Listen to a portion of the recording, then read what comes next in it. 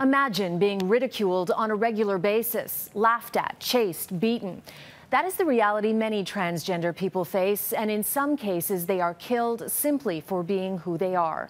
Tonight we continue our exclusive series on Danica Rain, the transgender woman from Toronto who flew to Thailand for gender confirmation surgery and found an unexpected sisterhood. Miss Israel, Miss Brazil, Miss Australia. Bye. You would never know they were born men. Each one is a trans beauty pageant winner. Each one has had gender confirmation surgery. In a brilliant marketing move, the Kamal Clinic in Bangkok offers it for free every year to the winners. Like 22-year-old Natalie de Oliveira, Miss Trans Brazil, who had the surgery just 5 days ago. Nothing can explain it, how happy you feel. You can tell her I feel exactly the same way. Ela diz que ela se sente da mesma forma, da mesma maneira. This is the accepting world Danica has discovered at the clinic just 2 days before her own surgery. This is my dream. This is your dream. Believe in you. What is striking is the bond the transgender women are forming here. There's an almost instant recognition of a common history and struggle.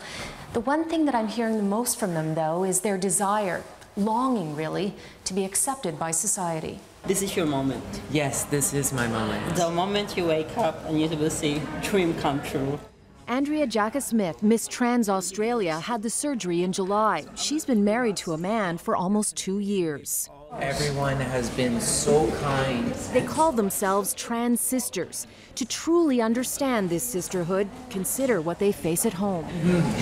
Brazil, where Natalie lives, is ranked as the world's deadliest place for gay and transgender people, with an estimated 1,600 murdered in the past 4.5 years. Yes, good luck for your surgery. In some states, in Natalie's Australia, gay panic can still be used as a legal defense for murder if the victim made a pass at their killer.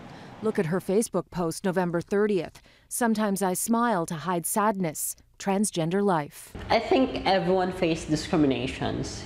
I experienced that, but it's normal. That gay panic defense, by the way, can be used here in Canada as well.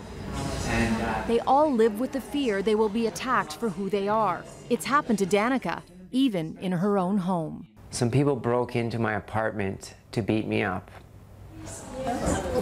It is not just trans beauty queens who make up this club at the clinic. There are so many others, each with a fascinating story. Meet Divi Devondre, who is in her 70s and completing her transition from male to female. Her surgery is tomorrow.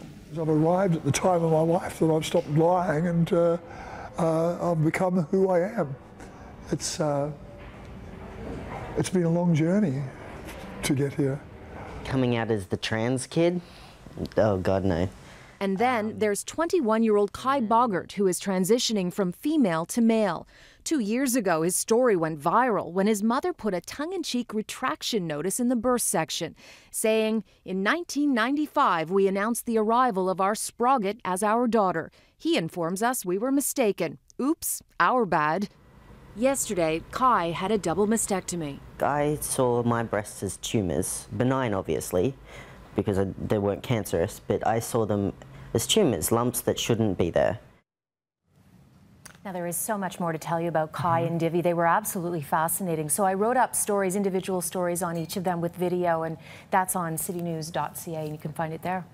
You know, what occurred to me here is that they travel so far to Thailand without a lot of family support, or maybe with even no support, but they find the bond within each other. And I guess after you're going through this life-altering surgery, that bond is so important. And they felt so safe there. So when I was talking to each of them, I really noticed that they wanted to talk, they wanted to tell their stories. And I truly believe it's because it's the safest they've ever felt in such a warm and nurturing environment. The problem is, then they go home to an environment that's not as friendly to them.